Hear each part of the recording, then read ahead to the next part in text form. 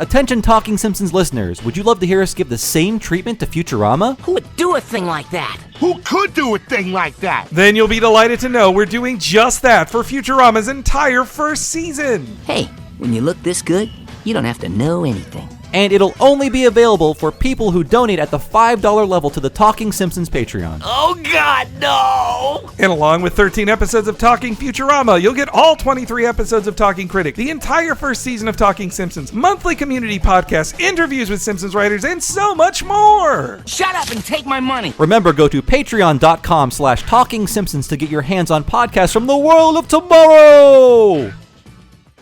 Cartoons from present in the past. Every week will be an animated bash. What a cartoon! What a cartoon!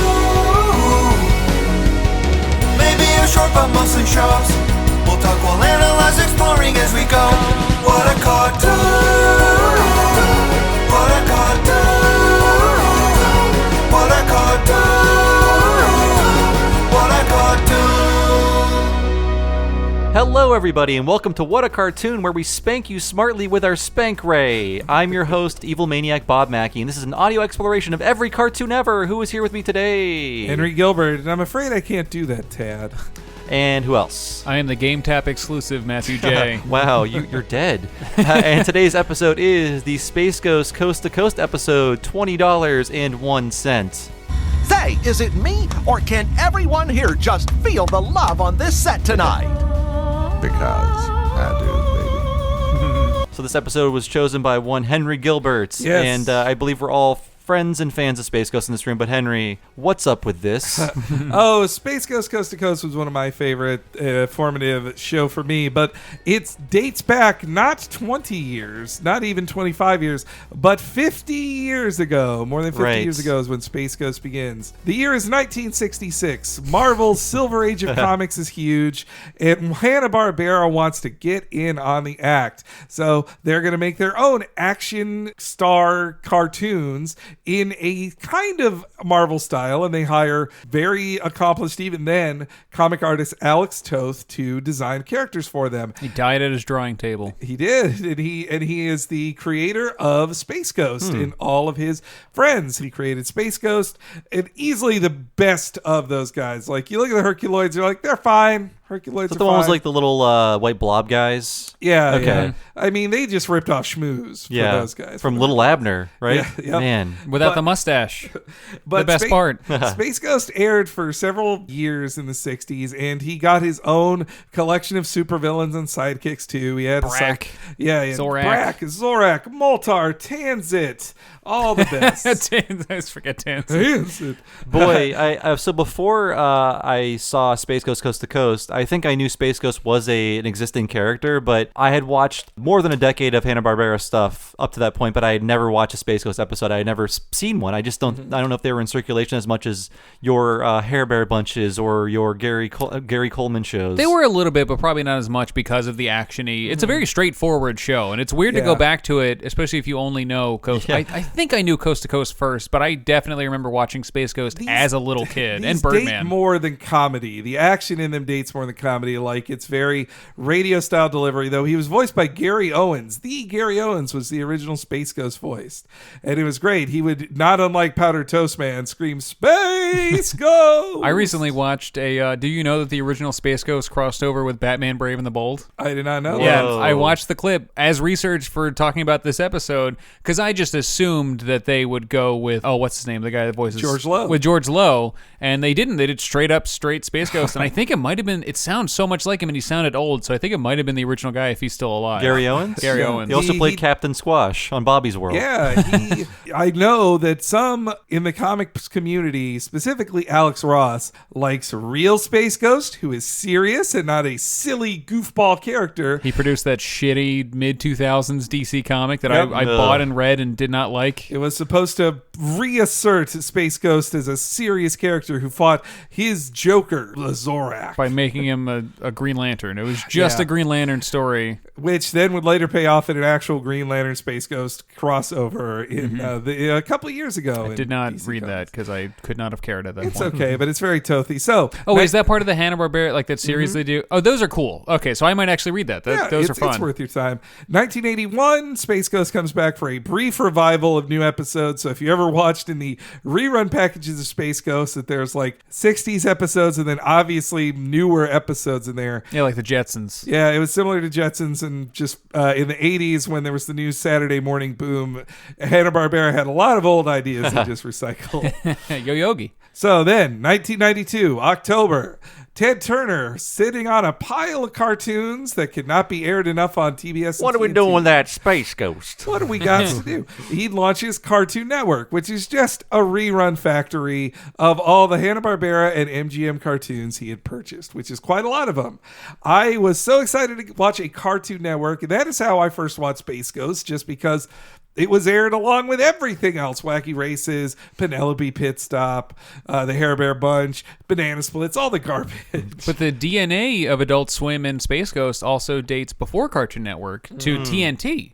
Because before they launched a whole network, they would just air those packages of cartoons on TNT, and certain guys like Adam Reed and Mike Lazo and all those Matt Maialaro, all those guys worked there as like interns, some of them as like executives, which is why they were allowed to launch Cartoon Network and Adult Swim and stuff like that. Like Adam Reed, and I forget his writing partner's name that he created C-Lab with. The forgotten writing partner left behind when he went to FX. I remember they would tell a story about like one of their first jobs was they just like sat in a closet and watched every Flintstones ever. I forget why. I think like just to make clip packages, and that's when they thought of like C-Lab 2021 and all these, because they were watching all these old Hanna-Barbera garbage shows and were making jokes about them, and like, what if we just recut these with these stupid jokes in them? Yeah, the start of original programming on Cartoon Network was just the making of bumpers and ads for the garbage they were re-airing on there. And that's who was making them. The interns working out of the Atlanta offices in the same place as CNN, they were making this trash. That's why they all have accents. They all, or like when you hear the Venture Brothers guys imitate Mike Lazo and those guys, "Oh, why don't you come on down? We're sipping Mai Tais down here on the veranda. Come on down." It's super gay ass. Like whenever they say that. Somebody really needs to write an oral history of like the roots of Adult Swim through Adult Swim. Like, there's a couple not very good ones. There's some video essays that are like the history of Adult Swim. Captain Christian has like the best one, but his video essays they're pretty good, but they're kind of poppy and don't give you too much information. But they're very well edited. Live from New York, or I Want My MTV. I want that real bad, but not Slimed. No, no, Slimed is not a good book. It's not. In late 1993, Michael Lazo is trying to make original content on there. They have been making some weird interstitials, reusing animation from lots of different cartoons, including Space Ghost. And so he is like, well, we could just make this into a talk show. We'll interview people who come to CNN bureaus to promote whatever they're promoting. Sit in that black room. They'll sit in a black room. They'll be interviewed by a person off camera, and then we'll edit it together with clips of Space Ghost. How hard can it be? Boy, watching this for our podcast, it made me think of just how more sophisticated their bad animation would get. And that Aqua Teen Hunger Force and all the early Adult Swim shows are all just like computer animation in big quotes. It's like they're literally moving things around in computers. This entire series is video effects, like using video effects on existing footage and composited footage to make a show. And it's great to see, like, oh, there's a drawing of Space Ghost from 1960. There's a drawing of Space Ghost from 1994. Like, just how the art styles and even the color, like, Zorak changes colors. Like, at some points he's like an olive green, then he's like a bright green, and then he's His like vest changes colors too. It's so crazy and great, but I just love how this show is barely holding together at the seams. There's an episode of Cartoon Planet, the spinoff of this show that aired on TNT for kids, where they would answer fan mail on that show. Brack and Zorak mostly would answer them, and there's one of them where a kid asks Zorak why he always changes colors, and he's like, "What do you mean?" And like as he's saying that, he's flipping back and forth really fast. I do remember this. And before we start the episode, let me talk about Cartoon Planet. But please, Henry, continue. Well, yeah. So Mike Lazo and Khaki Jones are the credited creators of the show, both executives making the show, which that almost seems like selfish. Like an executive doesn't always give themselves created by credit, even if they said to make the show. But Lazo Lazo at the time was the vice president of Cartoon Network programming, and he worked with another executive, Keith Crawford, to work on the show. And a lot of the early episodes were just written by either them and then interns who worked on it. A lot of the guys Matthew just named before, but also guys like Andy Merrill and Dave Willis. Andy Merrill was like, he was one of those guys. He was like a gopher, like who just worked there and did funny voices. And I think that's really the secret to why the show is like no other show before it. It's because these were not anyone who came up through Hollywood, or even people who seem to have the dream of being a performer. That's the Mystery Science Theater tie too, as well. That's what I love about these 90s shows. It's like, I was always attracted to shows that shouldn't have been on TV, starring people that also should not have been on TV. I mean, I think they should, but like Hollywood should have been like, no, get somebody famous. Yeah, like it's so close to just being public access. Yeah, which is like, that's how it gave way to the show. Influenced your Eric Andres, your Tim and Eric's, your these kind of weirdo shows where kids were learning like, oh, comedy is a lot broader than I ever thought it was. It's not just SNL and Chevy Chase movies. It can be this weird tiny thing. I saw a great quote from Eric Andres saying how he was really influenced by Space Ghost. Wow. And he wanted to tap Mike Lazo for information about it. And Mike Lazo's like, what? Space Ghost? That show's dead to me. Like, it's in the past. I'm a billionaire now, and I don't hire women to do anything. Nope. They just hired one woman. They it got only one. took 17 years of Adult 17 Swim. years of Adult Swim. Man, I'm old as hell. So are we. But so, another person I didn't name, though, C. Martin Croker. R.I.P. R.I.P. R.I.P. Passed C. away Martin 2 years Croker. ago. He was not only the voice of Zorak and Moltar, but also the key animator of the show. If you saw a new animation, that was because C. Martin Croker did it in between being an actor on the show. I believe he drew all or most of the Aqua Teen Hunger Force characters, and even like the new crazy aliens that would show up every week. That was him. And it's like whenever they would cut to new animation on Space Ghost, particularly a lot of those shows, but Space Ghost, like the new animation is gorgeous. It looks good. There's Yeah. new Zorak draw, and this episode ends with like a beautifully rendered painting of Zorak, like which has all that emotion and all that same stuff that goes into the original animation he would put on, where like his lines get a little bendier, his eyes get a little bigger, he gets a little bit more personality in it, which we would see later as the way the show The Brack Show looks. Oh, for sure. Which is a very underrated show. I do want to talk about that too. Man, we should just do a whole Adult Swim series because all these just shows Adult are Swim in so order. The premiere of each show. yes, in order. all these shows are so important to me, and I feel like in no uncertain terms, without exaggerating, I feel like Adult Swim,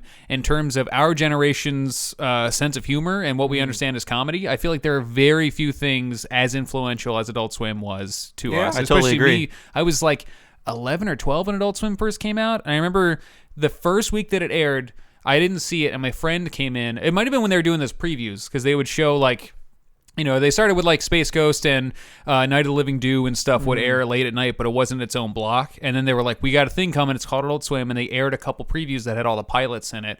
And my friend came to school and he explained to me the pilot, which was Rabot 2000 or whatever it's called of Aqua Teen, and I was like, that's not a TV. You're making this up. And he's like, no, he goes and gets a perm, and then the robot is destroying everything, and he's a milkshake. And I was like, no, this is not a real TV show you're describing. Well, we talked about this on the Samurai Jack episode of this series, but when I got a screener for all of the original Adult Swim cartoons, and I was like, this is great, but there's no fucking way this will last more than like a month. No one is going to watch this. I will watch it, but nobody else will. It felt that way to me too as a child. The local Atlanta content extended to voice actor George Lowe. He's great. who Doing is just car commercials a and car shit before commercial, this. just a local Atlanta dude, but he's perfect. And he gets it too. You could tell. Oh yeah, totally. He's super, and especially the stuff that, because Space Ghost still shows up in stuff. Like, have you ever seen the anime talk show? It's a one thing that I aired. might have. I don't know if it aired more than once, but it was after, I think, Perfect Hair Forever's premiere or that something. makes sense. And it's just a panel of people talking about anime, but they're all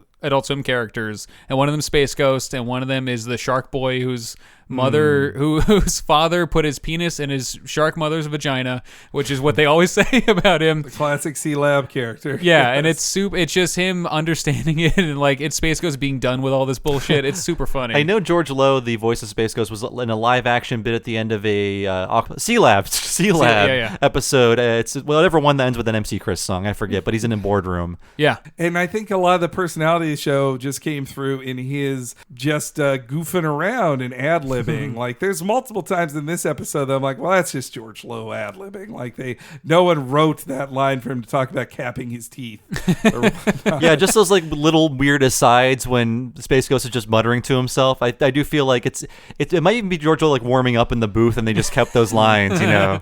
Like you said about Adult Swim, Space Ghost is where it began. Like, so many of the people who worked on the first Adult Swim series got their start working on Space Ghost. And I think another reason it's so weird is because it was done by editors and people who just were obsessed, detail-oriented guys who just logged footage and knew, like, well, this frame of Space Ghost does this frame of Space Ghost does this. They were not studying Ibsen plays. They were studying how to do the perfect commercial for the Hair Bear Bunch or cutting around stuff. I mean, in terms of, like, in our modern parlance, this show is basically just like a collection of 20 animated GIFs, like sort of rearranged. It's like it's sort of like playing a Phoenix Wright game. It's like we have this much art for these characters. They can only do these things, but we can do them in different contexts. It's the opposite of the endless money and Harvard-educated writers' room of The Simpsons. Yes. It's a show totally made out of limitations that these guys, because they don't have that education or that stuff, like, they have such different senses of humor. You know, a lot of these guys, they credit all the stuff we credit too, like Mr. Show and Conan and all these things were influences on them, but they were also contemporaries of that. So everything you think about Adult Swim, these guys they're much like Stan Lee and Jack Kirby, where it's like, no, where you think they started, they were in the industry for 20 years. Yeah. Same about Mike Lazo. Like, he was an executive. He had climbed that corporate ladder already and then made this TV show. Famously said he did not graduate high school. That was, the guests on the show in the 90s were as wide-ranging as the Ramones, Jim Carrey, Goldie Hawn, Hanson. Oh, boy. Bjork. I like that in recent news, Moby started being a dick, and people were repeating, "Nobody cares, Moby. Nobody cares." Nobody cares. I love that. That stuck around. And I was a viewer from as early as I could find it, definitely in the first year of it.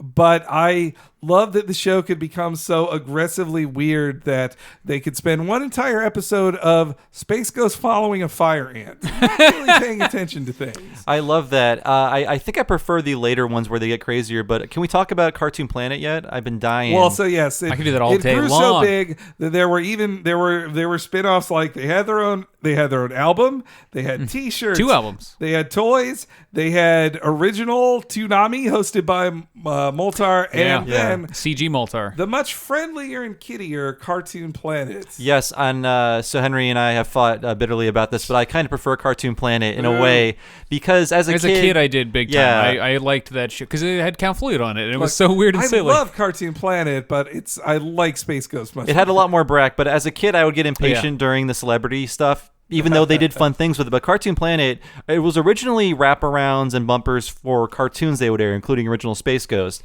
And then they recut all of those into 22-minute episodes where it was just all skits. So all the skits they did on this reminded me so much of Mystery Science Theater. They were just fun, absurdist skits and lots of like really great songs. And Don't touch me. Yes, a lot of good Brack songs. And that's where the CDs came from, correct? Yes. Cartoon Planet. Yeah, but then they also made a lot of original stuff on the. Yeah. And also, like Andy Merrill was like a bass player or something like that. They were like also musicians. I remember listening to the Space Ghost or Cartoon Planet Cookout. That was the name of the album, and it had a drawing of all of them at like a barbecue. It was that and the luau one, right? Or like the maybe Hawaii. I'm thinking of luau then, but the no, there's one where they're barbecuing on the cover. What day is it? Would you please tell me? My favorite one is it's like a spoken word bit in one of Space Ghost songs where Brack is telling people what love is. It's like a man and a woman meet and they go to a restaurant and a man orders a steak and a woman orders something called a salad, and that, my friends, is love. And it's like when they would do those, it's like Brack drawing crayon drawings to represent what he's saying. That show was, and they would also reference the confusion between those two shows on both of them. Yeah, where like on Space Ghost Coast to Coast, they'd get letters that are like, "Where is Brack?" And they're like, "Brack isn't on this show." Like, how can you not tell the difference between these two shows? Then we have the Brack Show, which is the last show in this family, I believe, where it is like a parody of old sitcoms, but it's all about Brack and Zorak. I think Space Ghost appears a few times, but it's Space Ghost was kind of replaced with Brack's dad, who was Desi Arnaz, or Who's like Ricky also- Ricardo. Also played by George Lowe. Yeah. So the wild thing on the Brack show is that it was like the last gasp of Space Ghost being the most important thing on late night for Cartoon Network, because they didn't have any other original late night stuff. They had their What a Cartoon shows that she stole from us. No, but they had those. But then when they were going to launch Adult Swim, they're like, well, Space Ghost is the rock of this. So they ended a run of Space Ghost in 99. 2001, they start airing the Space Ghost Can Say Damn Now episodes for Adult Swim. And you thought Space Ghost is going to be the rock of this. That's why I was there day one. I wanted to see new Space Ghosts. But then, and I also knew there was a Brack show too. But once Adult Swim premiered, they were like low rung there. Like Aqua Teen was it. Like that was the number one show, like almost immediately. The Brack show was like that was like the figurehead of the block. They were like, this is gonna be the big one, and then it became a recurring joke that no one liked the Brack show, including in a New Year's special that I recently found and watched. I love that where they get canceled. They get canceled at their own New Year's party. Yeah, they have a New Year's party with all the Adult Swim characters, and they find out at the end that their show got canceled. They're like, we're the Brack show. That's right. Were they like bumpers throughout the night in which characters would appear in Brack's like kitchen or whatever? Yeah, they're like at Brack's house, and like the Aqua Teens would come by, and all the characters they own. So like Home Movies didn't come by, but all the characters they could just drag and drop into an After Effects file. All the characters they had on their computers. Yeah, they would come in, and then it ended with them getting a letter from the network saying that they were canceled. Well, they had a joke at the end of their last episode that does not felt like a last episode where they just were all turned into penguins. And they're like, I wish we weren't penguins. I wish we weren't canceled. And then it ended, and I was like, then it goes back to the party like, no, we are canceled. Like, that really was the last episode. That show was funny, and it was all original animation, which they, of course, reused a lot. It costs more money than Aqua Teen and C-Lab, I would bet, as well. It got Carrie Means a second paycheck, which I appreciate because he had some real issues the last couple of years. If you looked into that. You're right, yeah. Yeah, Aqua Teen was like his paycheck, and he has not been doing okay. I think he's doing better now. I'm not sure. But you do not get royalties on Aqua Teen. It is not a non-union show. I think, too, it was sad to see Space Ghost get kind of sunsetted as a Space Ghost fan. He did come back for a limited run on Game Tap. Yes. Of the interviews, they replaced famous people not knowing what Space Ghost was with game developers, which not as fun as seeing. No, those episodes are not very good. You can find them online. That reminds me of like the non-cartoon, but might as well be a cartoon. Syphil and Ollie came back on something for like 8 years ago. Game trailers? Was that what it was? It might have been something like that, but it's some video game thing, and it was video game focused at first, and they totally dropped that. It was still very funny. I never even bothered to watch it, but I feel like I should go back. It's like that was a weird moment in time where that got funded. New Syphil and Ollie. Yeah, and that guy, what's that guy's name? Liam Lynch? Yeah, Liam Lynch became like, he was on a ton of podcasts and stuff and kind of got back in the public eye. And that's he's when great. I learned his whole story about how like, he was personally trained by Paul McCartney at Paul McCartney's music school. Yeah, the Berklee College of Music. He was like his protege. Yeah, and he was like also friends with Ringo independently of his Paul McCartney connection. He just also became friends with the two living Beatles. He's had a crazy life. He's had an absolute... I'm sure it's not available anymore, but his Nerdist episode, I think he also did a WTF around the same time. Another crazy life story of his I remember from those interviews is that he cloned his cat. He let them clone his cat, and then accidentally, or unintended, his cat got run over before the cloning was done. He wanted to have the two cats together, but then it was just his clone cat and no other cat. And he's like, it's my exact cat. Which, if that technology is out there, like, why aren't we cloning pets more often these days? I agree. I have an immortal pet, so... But yeah, so that's basically the history of Space Ghost. At this point now, he'll show up from time to time in like a goofy interstitial because Adult Swim is so ridiculous. Like say in 2012, I believe it was, when they had the April Fools of showing The Room, they had Space Ghost interviewing Tommy Wiseau. Yeah. And or also when there was the Smash Brothers for Cartoon Network, which had all the What a Cartoon characters, then all of a sudden Space Ghost is an unlockable character. And George Lowe is the voice. Yeah. George Lowe also played himself frequently on Aqua Teen, and they drew the most unflattering photo of him. And he was like a disgusting monster on the show. Yeah, you're right. His like hair was weird, and he had the big gap in his teeth, which he looks like that, but they make him look worse. And it's the one drawing he might have like walked or moved his arm a little bit, but like it was always that exact same drawing. No human looks good in that show. show. But the latter era Adult Swim episodes I really love just for how adversarial they were. They're almost like watching episodes of Wonder Shows, and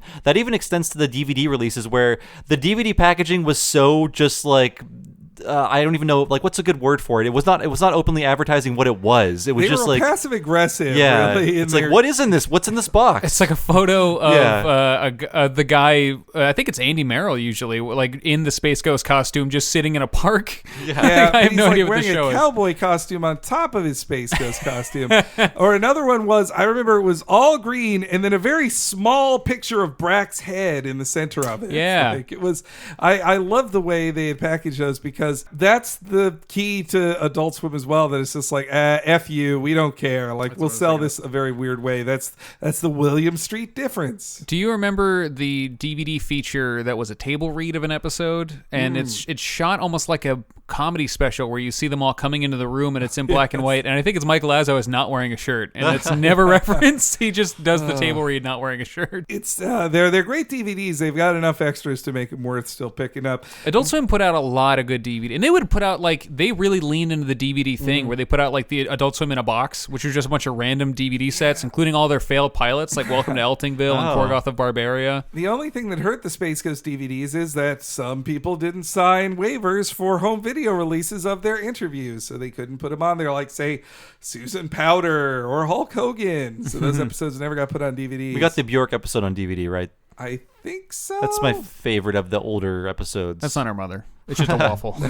I love how mean it is to Bjork, but she's so adorable. I like when they had on in the Adult Swim season, Knifing Around was my favorite when he had on Tom York. Oh, yeah. Knifing Around. I was a viewer as early as I first saw it. It was such like appointment viewing for me just to stay up at like, I'm 12, 13. I'm going to stay up till midnight and see what a Cartoon Network shows. Maybe they'll show nothing. Maybe it'll be the same rerun 18 times in a row. That was the unpredictability about it. I loved it. And it also had so many guests of people I either loved then, or then it told me these people are cool and I need to see more of them, such as Bob and David, Joel Hodgson on this episode, and also the band Pavement, who were called the Beatles in the episode they were on. Like, that's great. And now, folks, the Beatles. One thing I just remembered, and I believe it's like the perfect combining of forces for what a cartoon is, on, I believe, the Cable Ace Awards one year, it had to be Cable Ace Awards, there was a clip they made for the show. It was Space Ghost interviewing Duckman about his new series. Wow. And I think that's the perfect clip for this entire project. How was Duckman animated in that? It might have just been an image of Duckman. Taken from the episode. Yeah. I no animation on Duckman. I remember too on the commentaries, they are also so just sick of it, or they're just remembering like this how unprofessional everything was. Dave Willis, they talk about in that episode where it's the joke is that Space Ghost wrote the episode, and that their favorite, Dave Willis is who is co-creator of Aqua Teen and the voice of Carl. His favorite line in it is when Space Ghost says, which is just the ethos of Adult Swim, "Go ahead, change the channel, you'll be back." Just telling you to leave with the wrong confidence, like you'll come back. We don't. It was a huge mess, and especially in that way that where they like leaned into the DVDs so much because the show was produced the way it was. They just made so much content that like never got put anywhere else, including they wrote an episode that never got produced, which introduced the Aqua Teens. And this is such a misremembered piece of trivia these days. It annoys me a lot. It's the same as, I can't even think of another example, but it's like, think of a trivia question that's always remembered wrong. It's like, Luke, I'm your father. Like, right. Where people think like, oh yeah, they had an episode with the Aqua Teens, and like, no, that episode never got produced. And then when Aqua Teen was already famous for, I think, the season 3 DVD, they produced that episode from the script that was like 10 years old at that point. And everyone has different voices except for Meatwad, right? And Meatwad's basically the same, but they still drew a new Meatwad and made him look different. Frylock has arms and legs that are like crinkle fries, and he's wearing his gem on a necklace. And actually, Shake sounds like one of the Moonanites. Yeah, he does. He talks like the Lord, or maybe and a that's the Dave Willis voice. Too, and he's doing this as hard as I can. He's a promotional milkshake for which NASCAR driver? I forget. For a NASCAR driver. Oh, I don't remember. Oh, it's the battery guy. I can't think of his name now, but there's some Southern listener who's mad at me. I know the bun is in your mind.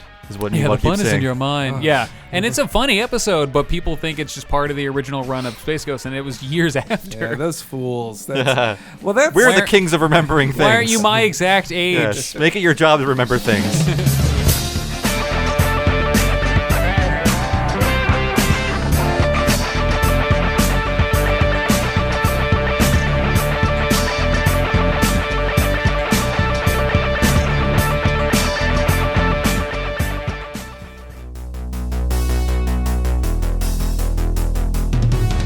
Alrighty, I hope everybody here can feel the love of this Space Ghost fueled episode of What a Cartoon, because we certainly do. We are reminiscing about all of our favorite things, but if you'd like to hear next week's episode a week ahead of time and ad-free, you can turn on the Nostalgia Wave even earlier by signing up at patreon.com/Talking Simpsons. That's the Patreon that supports What a Cartoon, as well as our sister show Talking Simpsons, where we go through every episode of that cartoon in chronological order, and we are nearing the end of season 7. And if you'd like to hear other awesome cartoons that we've done, you will hear it a week early and ad-free for just $5 a month, and it really helps us out. Also, if you enjoy all this conversation about the classic Adult Swim shows that Space Ghost spawned, did you know you could watch them on Hulu? Almost all of them are there. Sea Lab, Aqua Teen Hunger Force, Harvey Birdman Attorney at Law, and so many more, all available on Hulu.com, and you can get a 30-day free trial of it if you sign up at tiny.cc/TSHulu. That note again is tiny.cc/TSHulu.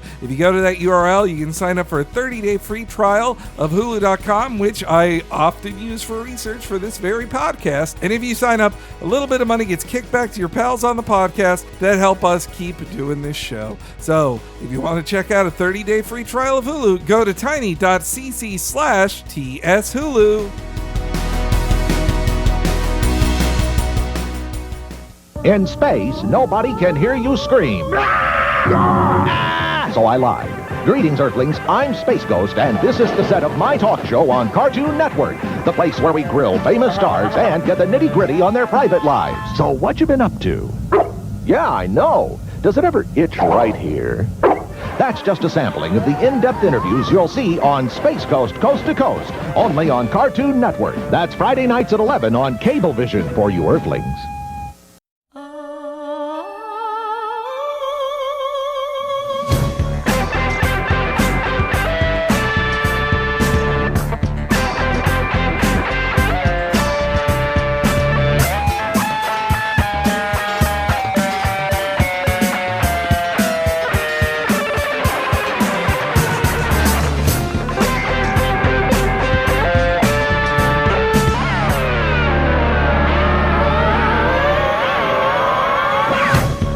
Okay, so this episode of Space Ghost, $20.01. It is the 20th episode of the series, the third of the third season. So that shows you how few got produced of the show. But by the third season, it's when they started hiring actual writers to write episodes. They'd also get people like Nell Scoville, who was a writer for The Critic and wrote an episode of The Simpsons. She wrote an episode of this. They also would get people who wrote for Late Night with David Letterman. And this one was a big get because they got Evan Dorkin and Sarah Dwyer, who were hot off the indie comic scene. But by 1996, when this episode aired, they were already they were doing a ton of scripted writing for mostly animated series. Like, they were working on Superman the Animated Series around this same time. And this was the show's first ever 22-minute long episode, too. I was going to ask about that because I don't remember, how much did they do of the longer episodes? It's they were so randomly that they did it. Mostly, they did one that, the Fire Ant episode was 22 minutes long, or deserved it. That's almost part of the bit. Yeah, it really is. The one where they interviewed Peter Fonda, where constantly in the background was very noisy, musical feedback, and it was all in black and white. You're like, why are you doing this? That is amazing. Yeah, when I found this, okay, by the way, this is on YouTube, illegally, but it's easy to find. I found this episode, and when I click play, I'm like, wow, 22. I don't remember these being that long, but yeah, I guess some of them were. This was a special one for it, and it's a kind of celebratory of their history episode too, though unexpectedly. But this episode, can find this episode legally streaming right now on Adult Swim, because after C. Martin Croker's death, they just posted them all up there. You're right. So you can watch them, or at least the original run. They're not as good as they used to be, but they've always been really good at just putting stuff on their website. I remember for a long time they would just rotate out episodes where you'd have 10 episodes of Harvey Birdman, and then the next week you'd have the next 10. So I would just spend 6 months working through it again because it wasn't on Hulu or anything. But then they had a deal where they were everything Adult Swim will be on Hulu, and then that deal I think fell through because not everything got on there, but a lot of stuff did. A lot of stuff is there, yeah. At least the William Street produced things. Yeah, Moral Oral's on there. I think Harvey Birdman's on there. Venture Broad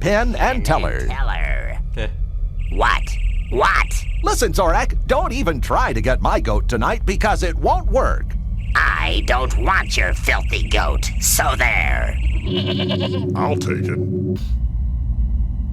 My other guest tonight is Mr. Lost in Space himself, Mystery Science Theater's Joel Robinson. Joel Hodgson, Space Ghost, not Robinson. That's right, Moltar. Go ahead, interrupt the host. Hey, why not? Doesn't bother me. Nope, not tonight it doesn't. Nothing the two of you do or say can bother me anymore. I appreciate how Space Ghost has a distaste for Hodgson.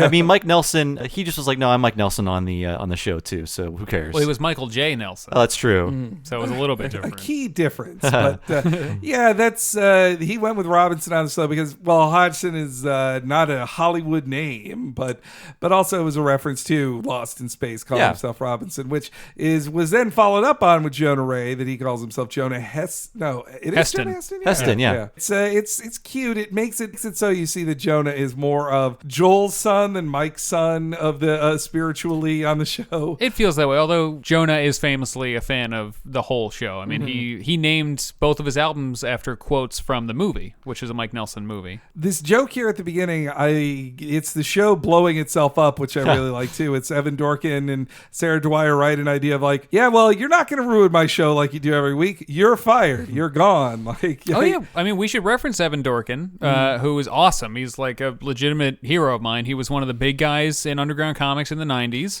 He made the comic Dork, which I think we've talked about on here or some other Dork podcast. is a great comic. If your last name has Dork in it, you really have only one role in life. So he went down that path. And he worked on a few Adult Swim things, and he did other stuff for Time Warner and Turner and stuff. Like he worked on the Superman cartoon. He created the Livewire. Yeah, Livewire, who should be more of a character. She's in the comics now, but she's like not. The only, she's like one of the few girl villains Superman. They're trying to do Harley Quinn again, but she was like a shock jock. She was voiced by Tank Girl. Yes, by the movie Lori Tank Girl. Petty. And this is where his relationship with Adult Swim started, which led to him creating the Welcome to Eltingville pilot, which is a crime that show never went to series. That a pilot is amazing and still I watch it like once every couple of years, and it's always good, and it's so easy to find. It clearly just looked too expensive. They're like, it looked very spending expensive. this much. All those shows that Korgoth of Barbaria, all those pilots that they made looked very expensive. Korgoth is so amazing and great. Yeah. I wish that was a series. Venture Brothers is the one where the pilot looks much worse than the actual show. Yeah. It was like, oh, this was the cheap pilot. Maybe that's why they bought that show. And that show, Venture Brothers is the best at hiding its budget or making it look, because it looks amazing because like 4 guys make that whole show. Yeah. That's why it takes double as long. Yeah. Triple, quadruple sometimes, but it looks as good as a Steven Universe, but has none of the budget that show has. So who's replacing them though, Space Ghost? But why? We're cute. Because you constantly ruin my show. You don't behave. You try to kill me, you leave wet, stringy things in the Phantom Cruiser, and you never listen to a word I say. Wow. That's why I'm replacing you with the top of the line in modern entertainment technology. The Mo 2000 Sidekick Computer System. Mo, say hello to everybody. Hello, Tad. Hello, everyone in Television land? Isn't he just dreamy? So listening to the audio of this clips, I love how every character has a different soundscape behind them because the animation is so limited. They need some sort of texture in the show. I have a note about exactly that, about how they really lean on, like their incredibly limited animation. They create this ambiance and that's another thing to go back to. The show's created by editors. You even hear it in that clip where in that one line that Mo says, you hear 3 of those shots because they're so good at cutting back and forth between, and they do it it's the same thing with like if you're a student of the history of film at all, you look at like the history of film editing, where like Dr. No was famous because they quote unquote cut on movement, which is how you're supposed to cut now. That's why you like A recent example is in Infinity War when Captain America is talking to the bad guys through that big dome in Wakanda, and then he turns around and then is next to the guys in the back, and it's clearly hundreds of yards he just ran, but you don't feel it. You feel like he just showed up there. Your brain so like puts together. Yeah, editing is the backbone of a lot of stuff, and these guys knew how to create humor out of editing, which is a very hard thing to do that not many directors are good at. Like Edgar Wright is a great example of that, where he knows how to create humor out of his editing, and it's kind of what destroys a lot of action comedies. They don't know how to, like your Brett Ratner doesn't know how to do that when he makes Rush Hour. Do other things, but it is just funny to when they cut the Zorak, you hear like the locust sound and just like the thunk of his eyes closing. It's funny just to hear that when they cut to him. His blink sound is so great. Yeah. And when they introduce Mo, he has his own background sound too. Which they need because Mo is really just like 4 frames of animation. He like going on and off. Yeah. Like He's the same half of the screen flipped. Did you notice that at all? Oh, I didn't know that. If you watch in the middle, I don't know what it's from. It's clearly from some old movie. It's like jiggling. Like it's the middle. There's a line where it's not lining up perfectly, and you can tell that it's the same image flipped. So I think there's maybe a character or something going on the other side that they wanted to cover. My thinking is it's from an episode of Banana Splits or one of the other. You know what? It looks just like that. Hanna-Barbera things, and then they just mirrored the set decoration. And I feel like it's from some foreign thing that they could steal and sort of mangle to get away with. Yeah, because it also looks like a tokusatsu kind of thing. He's also voiced by Keith Crawford, who is the executive vice president of Adult Swim, I think. Yeah, and executive producer on this show too. Why wouldn't it be from the Ultraman thing that we see later in the show? It is, maybe. It feels like a very Japanese looking set from like the 70s or something. 60s. I think the version I watched was the one where they replaced that footage. Yes, but if you watch on Adult Swim, it's still the I watched on YouTube. Footage, I watched on YouTube. But yeah, the Keith Crawford on the commentary is he's on it, and he's very embarrassed anytime he hears himself speak because he's like, I'm not an actor. They just asked me to do this because they thought I had a funny voice. He's too far up on the mic. I like that. That's what it is, Todd. There's also a reference to why Mo is better, that he will not book the Bee Gees. Bee Gees, yeah. Which, that is a reference to in the first episode. They technically have the Bee Gees on the show, which in continuity, Moltar says that Space Ghost booked them. So this is classic Space Ghost remembering things the wrong way. But then the Bee Gees are on screen for 19 seconds because otherwise they just swore and laughed too much that they had no other usable footage. Wow. So, I like Space Ghost's line, you and the Lava Man can say sayonara to showbiz.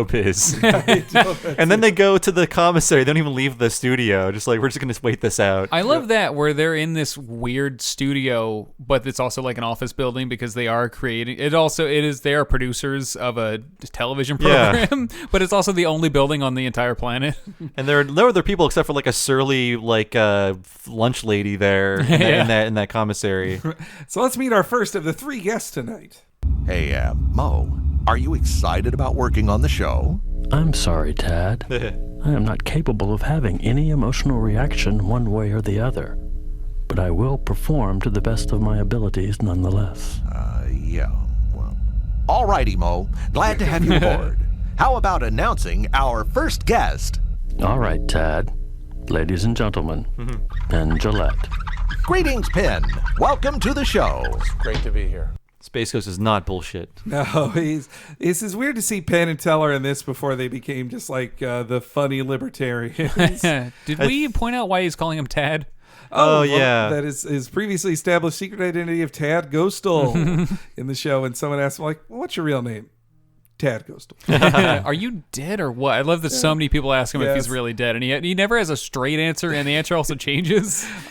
Those are the best interviews on Space Ghost, which we get. I also like this episode because you get 2 flavors of Space Ghost interviews. Yeah. Uninterested people who are on the middle of their like 18th interview and don't give a fuck and are not giving you anything. They're the same as Jeff Goldblum reading memes off a piece of paper. And then the other guest is somebody who actually knows the Space Ghost show and gives a shit. I feel like Joel's about halfway between both things. Like, he seems to not be as into it as you would expect him to be, but he also is slightly playful. He's clearly a viewer of Space Ghost, but also he seems tired. He does seem tired. I always want to know what they're seeing. Is it just an intern? Is it? Do they have photos of them to show them what they're looking at? Sometimes it actually was a person in a costume dressed as Space Ghost. It's probably Andy Merrill. Sometimes Andy Merrill, other interns too, and sometimes they just put a picture of Space Ghost next to a camera that they were talking into.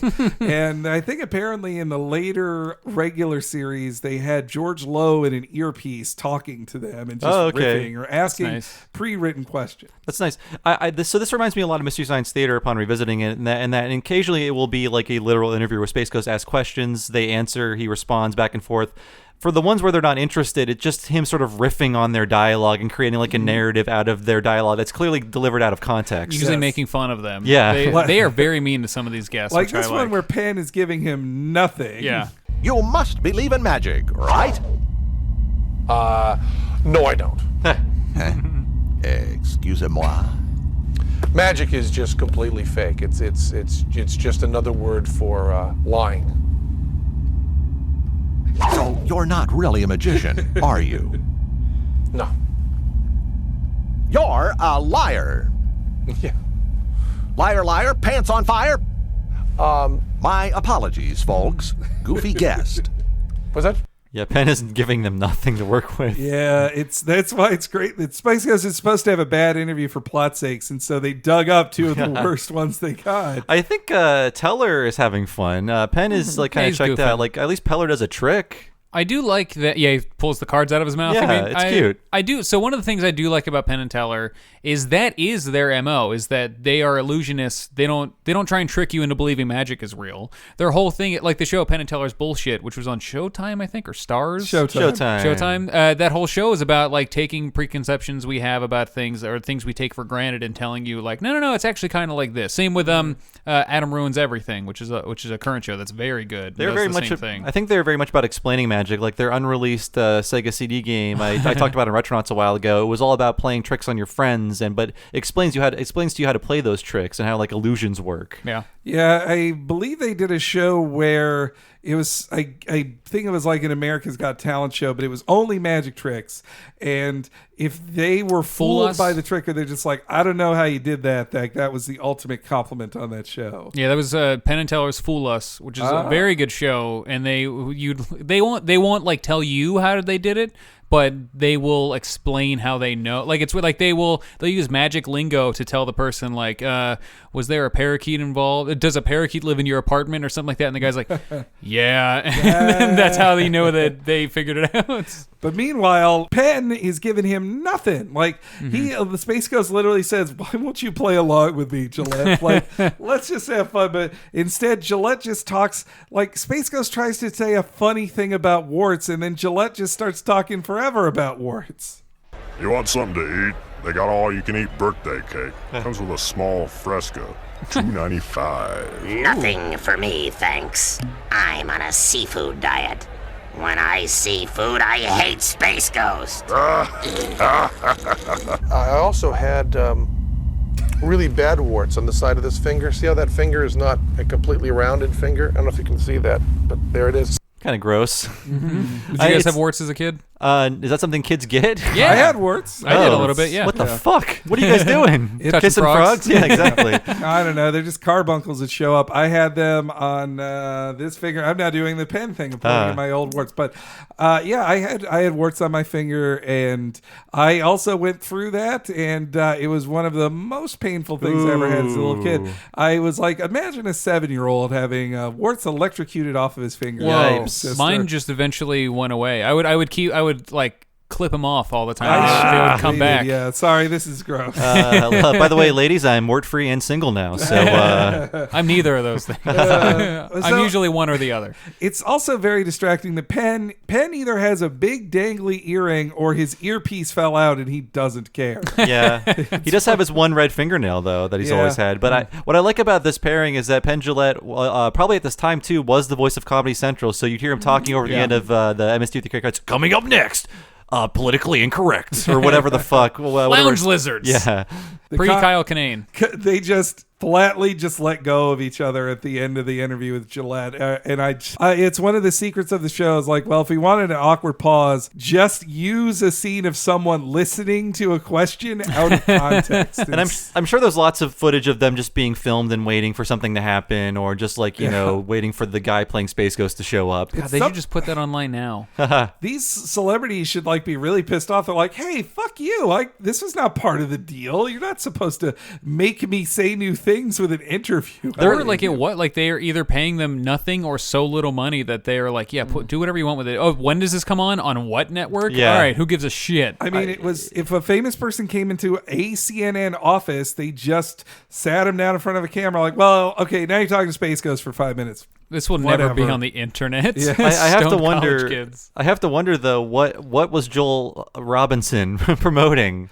I guess nothing. No one ever gets to promote anything on the show. One of my favorite bits is when they had on Red Green, the Canadian funny man, and he at the end of it, he's like, it's a okay interview, but then he's like, oh, can I get my book? And the second his book is visual, he dissipates and vanishes. Like, well, I meant by promotion, I meant they're usually on a junket or they're as part of a series of interviews with people for something they're doing or a tour they're doing or a release. But poor Joel Hodgson, he was kind of in limbo for a long time. Maybe Man or Astro Man was in the. Oh, they did one of the closing themes of this show. I learned that in researching this. Yeah, I forgot about that. So that's another MST3K connection. In later episodes, they would play around. It wouldn't just be the Sunny Chirac song. They've said goodbye to Penn Jillette, and their Space Ghost is confused. Thanks for nothing. Thank God I have my teeth capped. Mo, where were you? Did you see that? I was dying in there. I fully functioned according to my programming, Tad. No, you're supposed to help me out. Prompt the guest, make them feel comfortable, laugh at my jokes. You didn't make any jokes, Tad. Oh, well, just try to do better on the next one, Mo. I said it before, but I just love that like George Lois, and it was just like, I think I should get my teeth capped. Yeah, you can hear him tapping his teeth too. It's good. Yeah, and also though they paused Space Ghost, and like I think it was one of the rare times where they like altered a previously drawn thing where he had just whiteness inside of his mouth to be the teeth. But he's starting to feel that there's like, without Zorak, he's got nothing. Like he actually counts on his captured supervillains in this. Even bouncing things off of a dick is better than bouncing things off of no one. Somebody who gives you nothing, who then also tells you like, no, you didn't tell any jokes. What are you talking about? And I feel like it's either them getting better as editors as time goes on, or are there fewer like source clips in this episode than there are later? Like I feel like there are some classic Space Ghost poses that don't pop up in this episode that you see in every other episode. Yeah, I think they had by the third season they had animated more new Space Ghost things. So not that they didn't reuse the shit out of those too, but just him tapping his cards from like four different directions. Oh, those. I mean, those definitely not. But like, do we see the zoom in? Do we see the weird angle zoom in where he smiles? Oh, no. That's because just now when you're talking about his teeth, I was like, why didn't they just use that clip? Maybe it didn't exist yet. I kind of love the ones that are clearly ripped from old footage. Like there's a really weird angle of him like standing up and pointing down and being like making a sneer or something. Or doing that when he's like showing his chest and his abs and putting his arms behind him. And there's one close up that's definitely from the original series. It's just they look a lot crustier, unless not the digital animation that's the new stuff. All right, so now he's going to try again with a second guess. I just spoke with your partner, Penn. Apparently, he's a big phony. Were you aware of this? Hello? Ghost Planet to tell her, come in. Come in, tell her, come in, tell her, come in.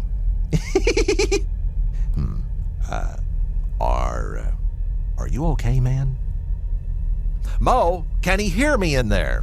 I believe so, Tad.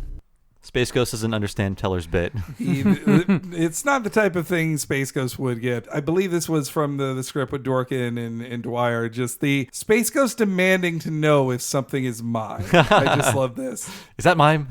I hate mime. Wait a minute. I know what this is. This is mime, isn't it? Is this mime? Is this mime? Or is it yours? Tell me, is this mime? I hate mime! Tad. The quote-unquote sound of the vacuum of space is better than crickets for the jokes that bomb. in this. Yeah. And I just love the dad humor of like, is this mine or is it yours? I will say Teller is kind of bringing it. He's mugging a lot. I think as a kid who liked Penn and Teller stuff, I think I always preferred Teller because he was just like cute and impish and had like the kind of the better physical humor because that's all he did. That's all he could do. I remember when they were on the Drew Carey show, and the joke was that he could stop his heart and he just dies right there. Like, and then brings himself back. I think he is killed in a lot of their quote-unquote magic tricks too. Yeah, like Penn would like shoot a crossbow at him or something. He's the victim to it, which is what that's their setup. Penn is the bully, Teller's the victim. But then he shows up unharmed because it's magic. And if he were to scream or say things, it would be different to see him that way. Have you guys seen Penn lately? He lost a lot of weight. Yeah. It was because he had a health scare, but then to see him like skinny, it's just disconcerting. His neck is like, he's got a lot of extra neck now. Yeah, well, look, that's also for me too. That's why I'm afraid to lose a lot of weight because I'm like, but I got all this skin. I mean, the reality is like, if you do lose a lot of weight, you need to get the skin like taken away from you by knives. Your body grows skin to fit all that extra stuff you got in there. So I remember that on the first season of Survivor, one of the guys lost like 40 pounds, and then toward the end of the season, he was like, "Look at this," and he grabs his like stomach flap now and just like waves it like a flag. So this one falls apart too, and Space Ghost is starting to get paranoid.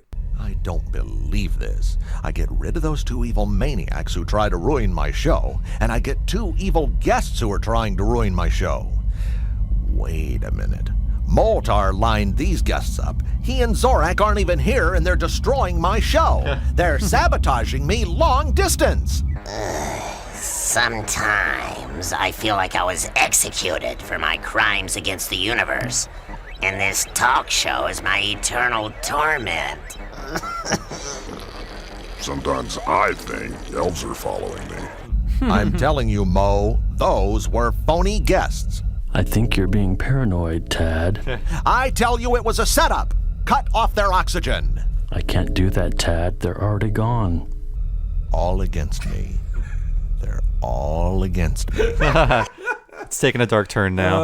I just love his paranoia that we didn't say it out loud, but guess what? This is a 2001 The Space Odyssey parody.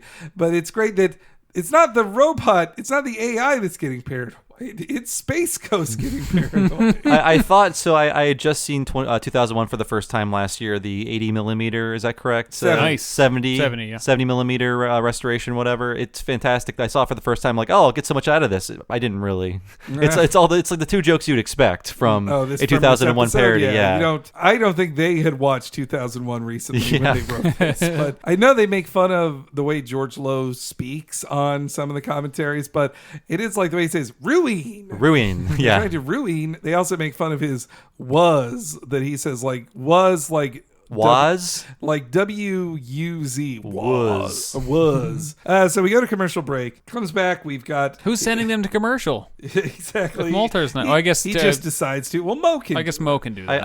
I forgot that he was blaming Moltar and Zorak for sabotaging him because he fired them. Yeah. He's not putting the pieces together. No, and that also they're just sitting in the commissary doing nothing, which seems very based on the actual CNN commissary. I guess another reason I identify with this show is because like I spent 3 years of my childhood living in Marietta, Georgia, a suburb of Atlanta, and it didn't get bigger than CNN, baby. Like the CNN building, you were in downtown Atlanta, you're like, whoa, that is CNN. They've got cartoons, they've got news, they've got pro wrestling. What more could you want? Yeah, I'm from Comcast Town, so we're familiar with that too. It sucks. I hate Comcast, and I hate the Comcast building. I guess the CNN building must still be there, but now it's just part of the like monster, the Time Warner monster in general. Does CNN have a bar / performance space? Because Comcast has Xfinity Live, Whoa. Where you can go see all your favorite Kid Rocks, and you can eat chicken wings. Oh, nice. I don't think CNN had that. They also did a quick joke of Moltard being dared to take his helmet off, which they don't show it to you, though. Of course not. Still keep it a secret. But apparently it's hotter than the sun.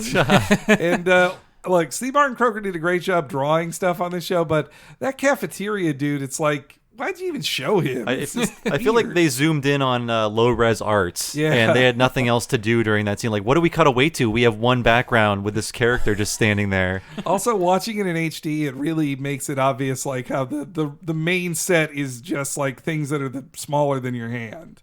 They're just little miniatures that were photographed once a long time ago. God, I wonder if those still exist. They should be in a museum. Yeah, I recently tried to purchase a Space Ghost action figure on eBay, and they go for a hefty price, but they made an action figure that is straight up a regular, like, action-y figure where, like, he bends and stuff and everything, which I think might have been an old Space Ghost figure that they just packaged with the desk, so you can also get it with the desk. That's cute. And there was a variant where he's invisible, I think. When he's using his Inviso belt, which is one of his many powers, we'll learn about later. But has many rays. So Joel Robinson is here. And now, ladies and gentlemen, our next guest is the inventor and former frontman of Mystery Science Theater 3000, Joel Robinson. Excuse me, Tad, but that is incorrect. Our guest is Joel Hodgson. He played Joel Robinson on a television show. That's what I said, Joel Robinson. That's not his name, Tad. Oh, really, smarty pants? Well, I like Robinson better. It has a nicer sound to it than Joel Hodgson. Joel Robinson. Joel Robinson. I like it. Mo 2000, give me Joel Robinson 3000.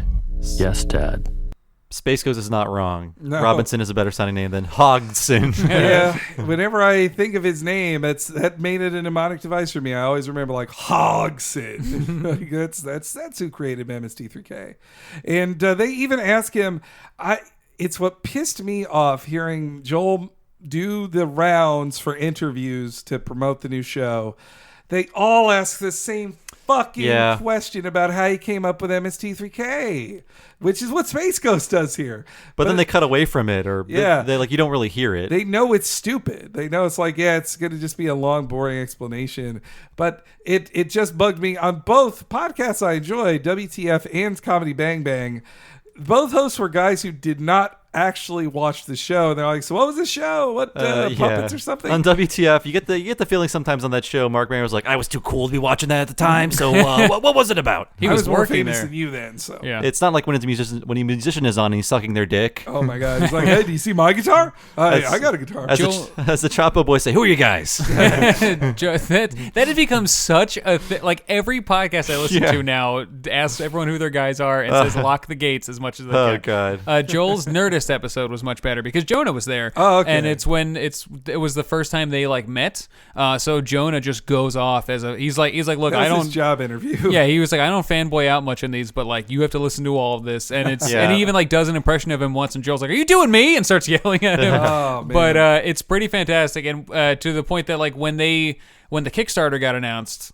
The first thing I thought was like, Jonah should be the new guy. And then they put out that video of him talking to the silhouettes, and I heard Jonah's voice, and I was like, oh! And then they were like, Elliot Kalin's the head writer, and I was like, oh my god, that's like the perfect people they couldn't picked. have done it better. Yeah, Patton Oswalt as one of the Mads, like they were, and both of the bots were like such perfect casting. Perfect nerd stew. Yeah, everything about that new show is. I can't so wait for perfect. season 12 eventually. They're working on it now. Yeah, they're filming it now. I think the way Netflix does it is they'll just drop it on you one day. They're like, yeah, here it is, boom. Yeah, Arrested Development season 5 is coming this month. Yeah. The end of this month, they just told us. Actually, I just heard Patton Oswalt on some podcast who said they're doing it next week, and he can't talk about any movies they've chosen. And knowing the production schedule, it will all be shot in a week. Yeah, none of them can say that they. Oh, especially I'm sure his are going to be in like 2 days. Oh yeah, like he's probably not even there with what's her name? Like they're probably Felicia just Day. They were at least usually together. They're together, but they have nothing to do with what's going on with Jonah. The Mads segments in that they're not bad. I enjoy them, but they all are so clearly like you get one take in one day, and that's why they added the bubble stuff. So like, they fucked up. Just keep going. Mm-hmm. But so this is what I like about Joel on this episode, that when he comes on, he knows what the show is, and he knows how, like, he even knows how people enter the set. Man, you can't even download good help these days. Did I just lower from the ceiling? Yes, Joel, you just lowered from the ceiling. Oh, good. That's my favorite part. Maybe I should have said, Joel Robinson, come on down. I don't know. Let me think about that. So people tell me you had a TV show too, Joel. What's the scoop on it? The skinny. Give me the meat. Oh, I'm on. Did you know I'm on? That's great. I think Joel would like this show because just like MST3K, it is using low-tech video effects to make a new kind of comedy. It's very similar to that. It is very similar, and it's a bunch of dudes who are not famous and would never would get to be in Hollywood or make stuff, making things and getting famous. Yeah, coming from a weird place, so they don't have the sensibilities that you get being grown in that kind of area. Which again, to bring it back to Jonah's from Hawaii, so like that's the same. That's such a different kind of different, but is the same far away from Hollywood as being from the Midwest. That's true. I never thought about it that way. And too, MST3K and Space Ghost were both like late night weirdo zones. Yeah, that you just watched because you had no life. Like I did. I would like I watched Mystery Science Theater as it aired, like you guys, but I didn't know when it was going to come on. And I also, we didn't have sci-fi at home. I could only watch it at my friends' houses and at my grandmother's house when I would stay there. So I'd be like, oh, I want to stay at Grandma Mann's house, and she'd be all excited, and I'd be like, all right, I'm going to the basement and watching Mystery Science Theater. You have sci-fi, I don't. I'm here for the cable, Grandma. Yeah. But then Space Ghost does the annoying thing that's probably happened to Joel a million times as well. Of like, make fun of this movie now. Do it. Making fun of movies at home? That's neat. I love it. I love everything about it. Hey, Joel, let's make fun of a movie. Let's try that here, you and me. No. No. Mo, roll film. Me and Joel Robinson are going to make fun of it. I think this is pretty neat because it also shows that, they don't just make fun of movies live on the show. They write jokes down ahead of time, and that's why Joel's like, I can't really do this now. I got into like a heated argument with someone about that once because they were like, no, this was like years after, this is before the new season was announced, but years after we knew exactly how that show worked, and he was like, no, they ad-lib all that stuff. And I was like, are you out of your fucking mind? The robots are real too. Like, have you ever had to write a single joke in your entire life and know what that's like? Well, that's the people who are convinced like that the most you'll like, oh, I'm just funny immediately, like just like these people. This comedian on stage is just saying stuff. I can do what he does. He's just standing there talking. When I've tried to be funny like that on a Monday night movie commentary, or like when we would do a live video movie commentary, or on a stage, like it's pressure's on. I'm saying I feel that too, Henry. Yes, it's so. But I just love here that Joel gives him nothing at all in this next clip. It's so weird because if oh yeah, thinking like kind of a. I haven't really figured out any kind of. No, I can't. I can't do it off the top of my head.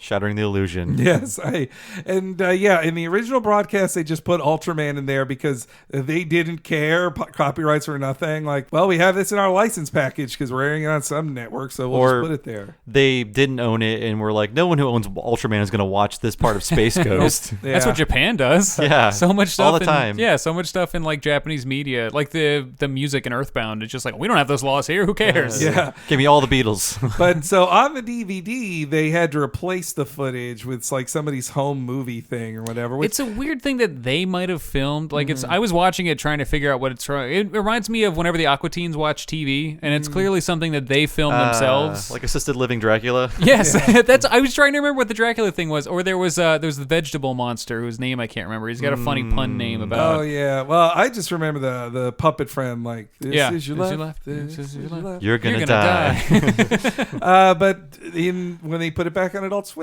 streaming, apparently they can just do an Ultraman again and they don't care. So it's the original footage. Don't tell whoever owns Ultraman, folks. Toei, maybe, I don't know. They own everything. I think so, but I feel like old Ultraman's in a weird place where like the DVD set is like $5. So I don't know. Maybe it's public domain now. Oh yeah, no, I'd heard one of the things. It was after Ready Player One. Somebody tweeted this about how It was Tired and Wired brain things. So the Tired one was like, I'm so glad they couldn't license Ultraman to be in Ready Player One, so he wasn't destroyed by this.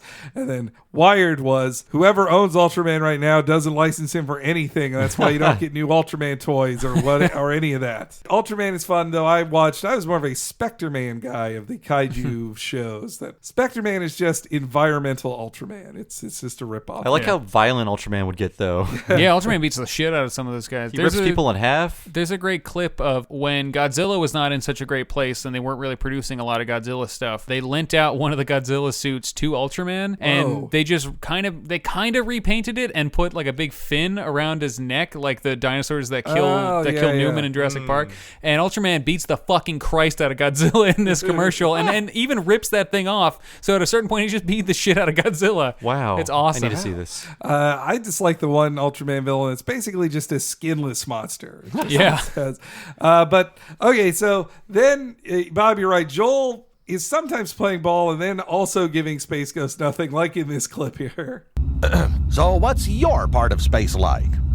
Well, one thing I'd like to clear up right now, Space Ghost, is that Mystery Science Theater is a television show. So? I'm not going to go down that road with you, pretending like I'm in space, too, like with you. I'm not going to do that. Huh? You're not going to do that, huh? What kind of talk is that on a talk show, buddy? Spy talk? Yeah, you could say that. Listen, Robinson, let's not get too cocky here. Did you guys validate parking? Because there's this kind of weird launch site in space that you kind of park at, and then it was real confusing. Oh, I thought you weren't going down that road with me, Joel. Pretending to be in space, are we? You? Ooh, you're difficult.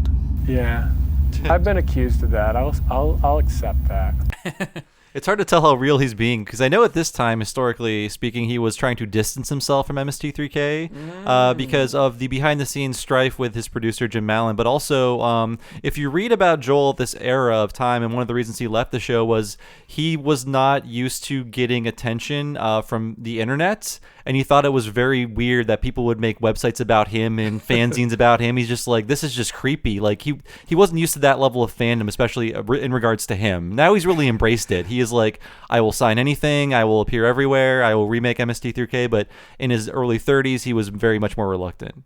I think that, I mean, I feel like we've experienced at least a very tiny example of that too, where like, why have you retweeted me in that weird place and like, I get it.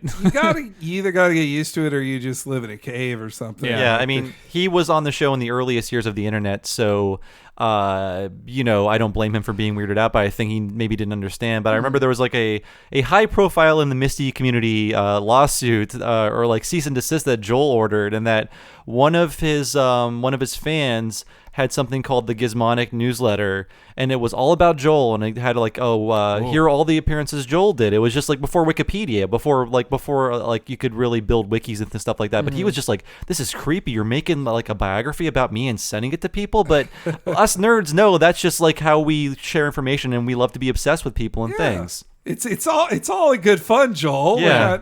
I think the last decade or so has shown Joel has really, really let go of any of those fears. Like no one wants to see any clips of Gene Dumanian years of SNL, even when you're on them. That was always fun when those would come on Comedy Central, because those were the worst seasons of SNL. But when Joel would appear, I'm like, it's Joel. He's got a switchblade ventriloquist dummy. It's funny when that comes up on Gilbert Gottfried's podcast, and it's like, do you remember anything funny you were in? It's like, no, I was never funny on that. But Joel's not giving him anything. Then they start getting kind of threatening to each other, which are always fun too, when they play along with Space Ghost and yell at him. Spank you smartly with my Spank Ray. Spank Ray? Inviso Ray? Inviso Ray? Right, the Inviso. Is it Inviso Ray? Oh, no, that's on my belt. Inviso belt. Lots of people make that mistake. Oh, Inviso belt, okay. Hey, don't make nice to me. I'm on to you, mister. Oh, you think you're so smart, Space Ghost, don't you? Well, don't make me come over there. Well, why don't you just come over here, big stuff? Stop. I'm confused. Well, I could, but I'm in this TV and I really don't feel like it. But if I did, you could bet that I'd come over there and I just might, take your butt and wrap it around your neck and give you another pair of shoulders. That's what I'd do. Yeah, well, whatever. Yeah. It feels like an insult you hear in a Wisconsin high school in 1978. Yeah, Joel is finding his inner Midwesterner for that bit there, which I like. I like he brings out his old accent, the one he suppresses for Hollywood. That sounds like something that they would say on the show, like that one of the bots would say. Well, it's kind of similar to the double jock lock, which happened to Crow in one. They'd always use the term snicker snag, which is when you dangle spit over someone and suck it up, and it's torture. So after all of this, and it also had Space Ghost threatening him, which is one of my favorite Space Ghost cycling animations of him grabbing his different power bands.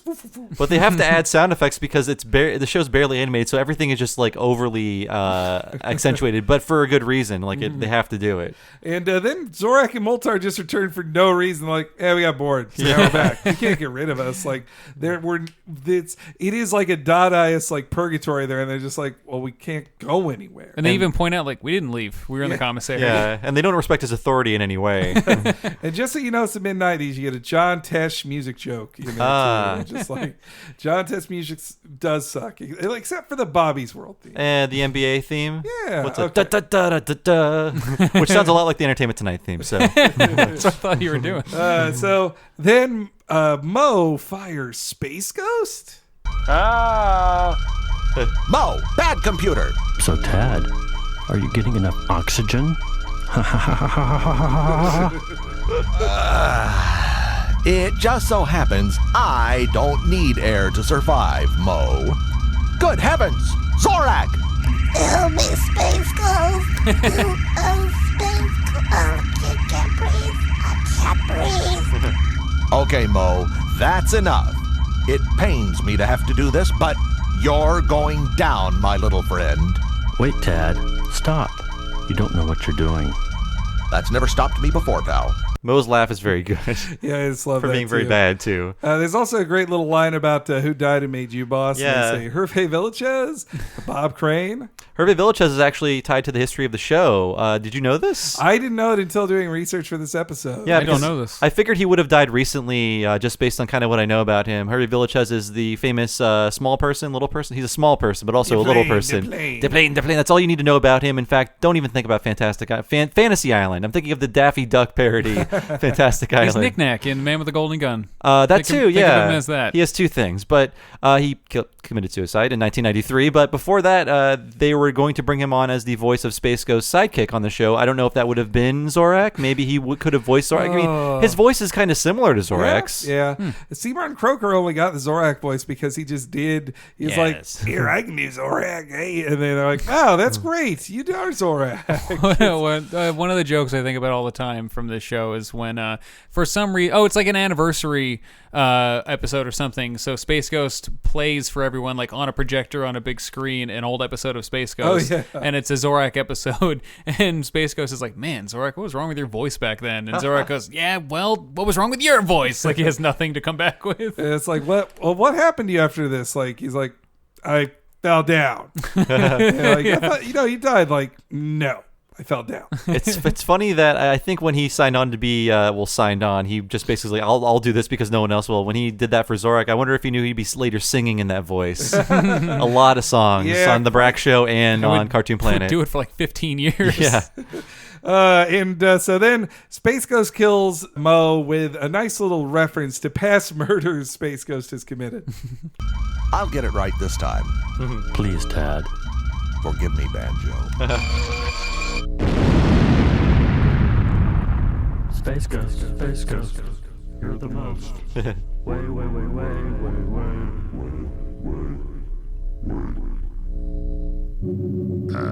He's dead, Tad. Well, that's over. We can all breathe a little easier now. Now what? We're out of control. We're in a space time warp. So they bit off more than they could chew with this ending, I would Yeah, say. I mean, like I said, the show is barely holding together with these video effects, and they have to emulate Stanley Kubrick with like whatever star wipes are on their board or whatever the fuck they're doing here. Is Moltar doing bones there? I think so. He's like doing like, he's dead, Jim. Like he's kind of doing a voice. Instead of singing a Bicycle Built for Two, what is the Mo singing? It's hard to tell. He is singing the song that the Ramones wrote for Space Ghost. Space Ghost asked the Ramones to sing them a song, and they go, Space Ghost, you're the most from coast to coast, way. And then the reference to banjo. I remember a lot of him standing up and going, banjo! What is that? So banjo was his sea monkey. Oh, okay. That he was obsessed with. It was, I would say, the first truly good episode of Space Ghost. You watch the first 5 and they're kind of weak. They're really just finding their feet. Yeah. But when they finally realize no, Space Ghost needs to kill things and just scream more, and that's what banjo is. So they reused, and it was one where they just didn't even manipulate Space Ghost out of an old cartoon. They just used an old cartoon where he fought a dragon type thing that sort of looks like a space monkey, and he kills it. But it's him talking about he killed his son. He's like, banjo. So yeah, that's why he's now still saying, forgive me, banjo. They were very much into their own continuity, that's for sure. They enter into a black hole for no reason, just because they're at the end of the episode. They're like, we're in a black hole now, bye. And they just show you multiple clips, not just from this episode, but from previous episodes of Space Ghost, including when the actor who played the professor on Gilligan's Island says, Spaceman, Space Master. And also you get to see, I think Judy Tenuta screaming as well. Wow. Well, she's usually doing that. And I love that Playing out her, of all the characters to do the color change blink, it had to be Zorak. Oh, yeah. Because that's such a, him blinking is, Yep. we reference the sound that it makes, the blunk. Just beautiful. And yes, and we end with a beautiful space baby Zorak, which just a painting, not animated, but it's a wonderful painting.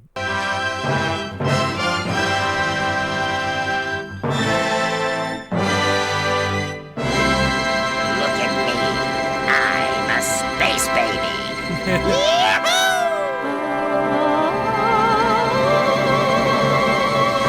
If that scene in the movie wasn't built around a public domain song, no one would ever do a 2001 parody because it's essential to your 2001 parodies. Yep. Oh, God. I also think that shot of a golf course is just taken right out of CNN library. Yeah. We filmed the local golf course. It's like they're just making B-roll crazy colors behind the things shooting at the screen, the clip shooting at the screen. I just love that. That's editors writing a show. Yeah. We know a scene here. It's jokes created in the edit, but it's driven by an editor, not by a writer or a director. It's like they know what the machinery is capable of at this point, so they're writing to that. So I mean, that's it. That's the classic Space Ghost episode, $20.01. I would say, there's so many other great episodes to watch, but most of them, there's a ton of them on the Adult Swim website, and they're also on YouTube because nobody cares. No one's looking for these shows. Though the DVDs are totally worth it too. They are, yeah. Yeah, they're probably get on eBay for not very much. Oh yeah, I think yeah. So. I will say that I do enjoy the later ones because I feel like in this one they're still we could be crazy, but this is still a talk show. We need to feature these guests. But I think later on they're just we'll kind of dip into the talk show part, but really we want to tell crazy stories. And I think that leaked into Cartoon Planet. And then the Brack show was just let's just tell crazy stories with Space Ghost characters. But I really respect this for what it started. And it was such a crazy, great idea. And I'm glad it stuck around so long and even came back in the mid-2000s. That's when it came back. Yeah. Yeah. The Game Tap was 2006. 2001 was the Adult Swim run, and then Game Tap 2006. And I hope George Lowe never dies and can come back as Space Ghost at some point. And Space Ghost himself shows up on every he's all over Adult Swim all the time because he lives in Atlanta where all those shows are made. Yeah, I mean he's kind of the unofficial mascot for every cool independent thing Cartoon Network did. Yeah. And because he's their own guy, so they can just put him in anything. They'll never not own Space Ghost. And what else are they going to do with him? If they didn't have him in this, he'd just be sitting in a dusty corner with the Herculoids. The Herculoids. Yeah. Thank you for joining us, everybody. This has been What a Cartoon. Before we tell you who we are and everything, I want to tell you about our lovely Patreon that funds all of the stuff that we do on the Talking Simpsons Network. So if you go to patreon.com/TalkingSimpsons, you can access our Patreon. And what you can get at the $5 level is what I call the bonus level of our content. And what you get for that is every episode of this podcast a week ahead of time and ad-free. Every episode of Talking Simpsons a week ahead of time and ad-free. And then all of our bonus content. And brother, we have got some bonus content for you, including the entire first season of Talking Simpsons. That's 13 episodes.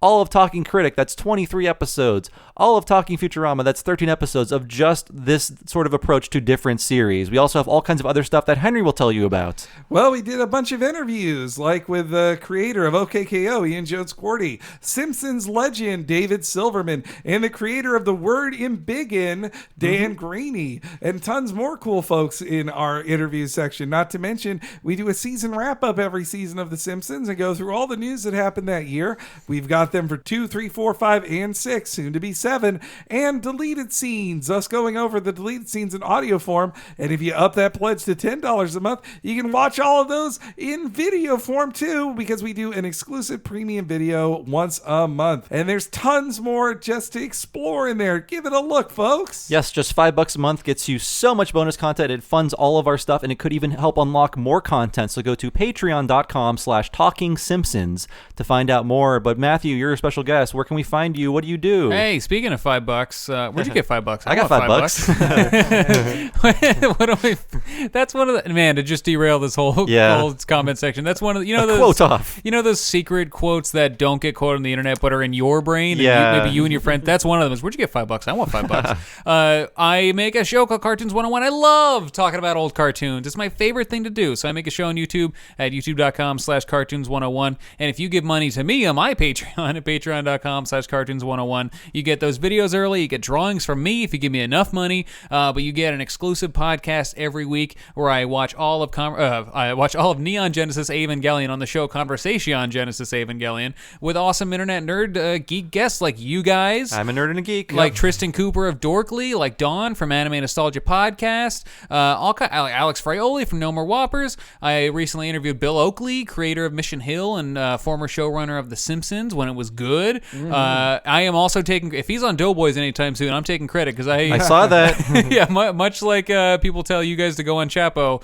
I tweeted at him, go on Doughboys, and he said yes, and then the other guy, the Doughboys guys liked that tweet. So I hope the magic happens soon. I hope it happens soon because I love that guy. I also recently, it's not up yet, but I spoke to Scott Gardner, creator of Moonbeam City, a very underrated cartoon show. Another Adult Swim series, wasn't it? No, it's Comedy Central. Oh, yeah, it should have been an Adult Swim show, but it wouldn't have had the budget that it had. It's one of those shows that's definitely when another network tries to do Adult Swim stuff. It feels. We should do an episode of that for this. It's a very underrated, very good show. He also he does not create the show Tiny Fuppets. He's just a fan of it. Tiny Fuppets, which is the South American ripoff, Ecuadorian ripoff. Tiny Fuppets is really funny. Yeah, it's the Muppet Babies South American ripoff, Brazilian maybe ripoff show of Muppet Babies. Wow, that, I have not heard of this. It's not actually from another country. It's Shut up. Oh, shut up. Yes, it is.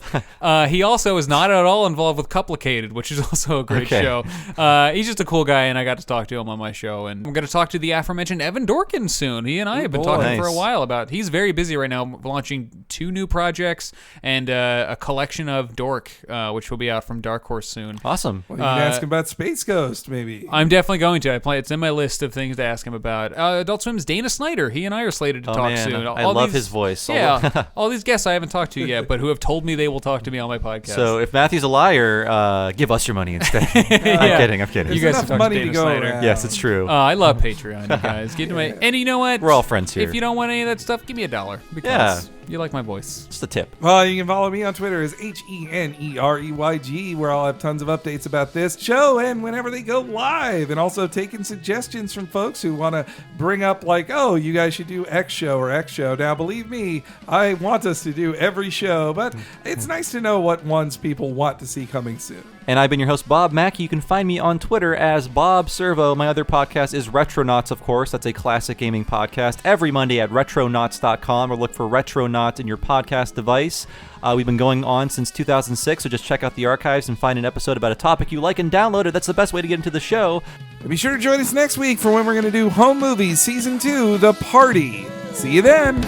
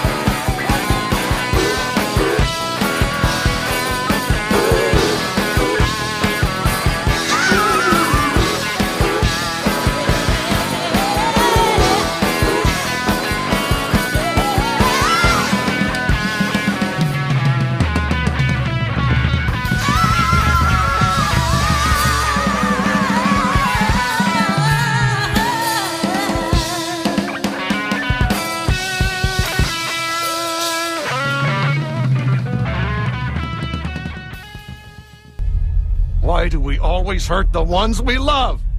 Why, Banjo? Why? Banjo! Banjo! Banjo!